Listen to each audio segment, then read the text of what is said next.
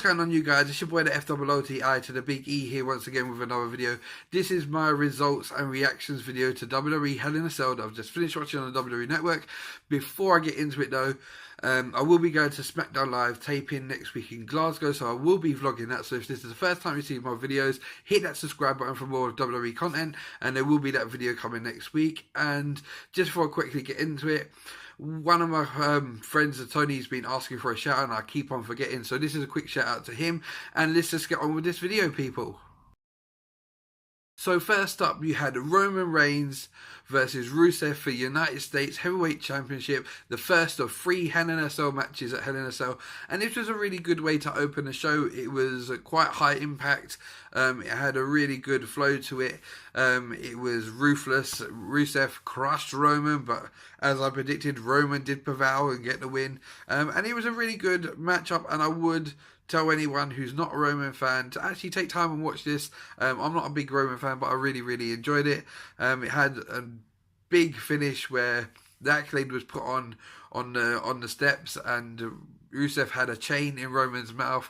Roman managed to power out of it, and Rusev was standing on the steps and exploded with a spear to get the 1, 2, 3 on Rusev. So that was your first one in the bank for Hell in a Cell. Up next, you had Dana Brooke versus Bayley. This was a really good, decent match. It wasn't too long. It done its job. I really enjoyed the matchup, and yeah, it was alright while it lasted. Dana Brooke had quite a few good offenses, and I don't really rate Dana Brooke, but she did alright in this match. Bayley carried her through, and it was an alright match to put on after a nice Hell in a Cell match to open the show. So Bayley got the win. This was added to the card after I done my predictions video, but I did predict this would be added to the show, which it was, and Bayley got the win, as I said she would if it got added to the show. Up next, you had Enzo and Big Cass versus The Club. Again, this is another match that was not on the original show when I done my first taping on my predictions video. As I predicted, I said this would be another one that they might add to the show, which they did. And as I predicted, I said Enzo and Big Cass would get the win, and that is exactly what didn't happen. The Club beat Enzo and Big Cass, picked on poor little Enzo, who I quite like, and they got the win over Enzo and Big Cass. So yeah, let's move on, people. Next up, you had Kevin Owens versus Seth Rollins for the Universal title on Raw, which was the second of the triple main event in the Hell in a Cell, and this match was a really good match. It was backwards and forwards, it was vicious. We saw the ruthless aggression of Kevin Owens. We saw counters from Seth Rollins. Seth Rollins had a decent offense. There was this spot in the middle where they done a sequence of moves that went really quickly, and it was an outstanding spot that ended up with a big clothesline from Kevin Owens that turned Seth Rollins inside out. It was an amazing matchup. Then towards the end, or I'd say towards the end, but halfway through, Kevin Owens went to the outside and got a fire extinguisher, accidentally sprayed it into the referee's eyes, and they opened the door to get another referee in, and surprise, Chris Jericho made it into the cage, and it was a 2-on-1 affair for the next 10 minutes or so. Seth Rollins done a great job of defending off the two of them, but in the end, Kevin Owens got the win and is still your WWE Universal Champion. I really enjoyed this match. I thought it was a lot better than the one at Clash of Champions. I did predict Chris Jericho would get in the ring, and he did just that. And yeah, it was a really good, solid Hell in a Cell match. Next up after that, you had the match between Brian Kendrick and the Cruiserweight Champion TJ Perkins. This one was an alright match. It wasn't the greatest Cruiserweight match we've had so far. It was backwards and forwards.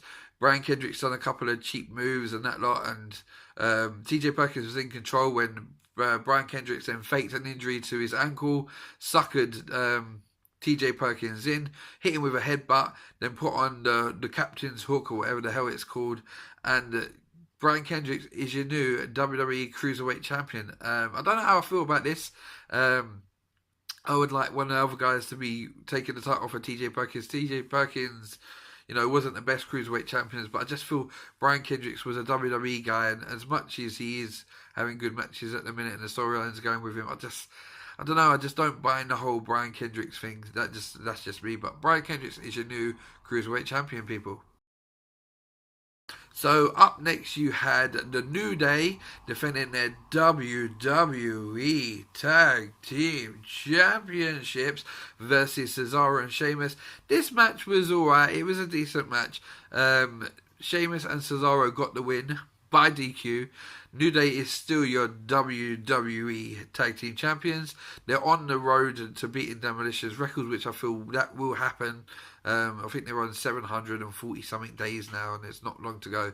But Cesaro and Sheamus got the win in this one. It was a really weird combination because it was actually Xavier Woods and Big E this time around defending the titles, and which was really weird because it was in Boston, which is Kofi Kingston's hometown. So I don't know why they chose to do that, but yeah, New Day is still your reigning defending tag team champions, people.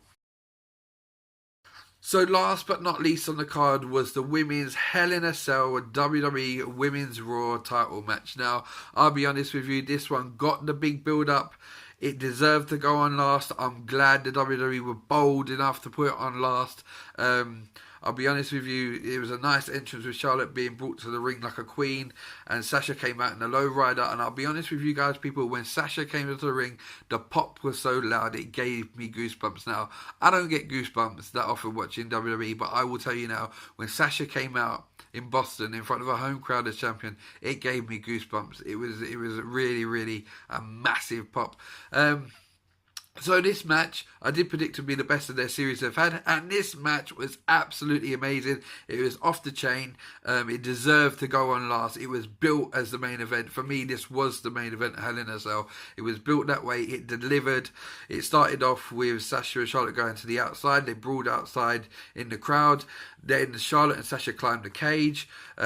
Charlotte dropped off the cage after having her head smashed against the cage, God knows how many times, by Sasha. She then grabbed Sasha and power bombed her through the table. It looked like it was over.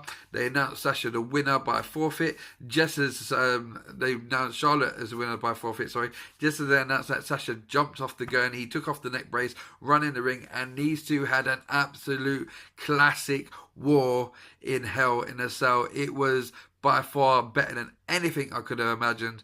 There was big spots. There was a couple of little botches along the way, but you would expect that with women doing the first time they've ever done a Hell in a Cell match. But I really enjoyed this matchup. But there was one downfall to this matchup, people, and that is at the end of the night, Charlotte stood tall as your new WWE Women's Champion on Raw. I know, people, but I got to give her a props. Charlotte is doing her job well. She had a great match with Sasha. She's hated, and she is still, again, or shall I say, now 3 times women's champion, undefeated in 13 pay-per-view matches, 12 of them being women's title matches, some madness. And guys, if you don't see any other of Hell in a Cell, make sure you check out this women's Hell in a Cell match. It was off the chain. By far one of the best things I've ever seen for a while. The aggression that both women showed was absolutely amazing. The match was off the chain, and I would tell anyone who's a wrestling fan to watch this match. So, in a nutshell, people, that was your WWE Hell in a Cell review and reactions video. Thank you all for joining me. I'm going to give this pay-per-view a quick rating, as I do all the time. As after a pay-per-view, I would give this pay-per-view a solid B+ again. It didn't make that A level. Probably would if Sasha was still champion. I'm going to be a bit biased there, but she's not, so I'm going to give it a B+. It was a solid show. WWE have churned out some serious solid pay-per-views this year, and we've got 3 left, and hopefully we can finish the year on a high. And yeah, this was your boy FOOTI to the Big E. Remember to like, share, subscribe, people. If you're new, remember hit that subscribe button. There'll be more wrestling content coming next week from Glasgow for the SmackDown taping. I'm out of it, guys. Bless and peace, people.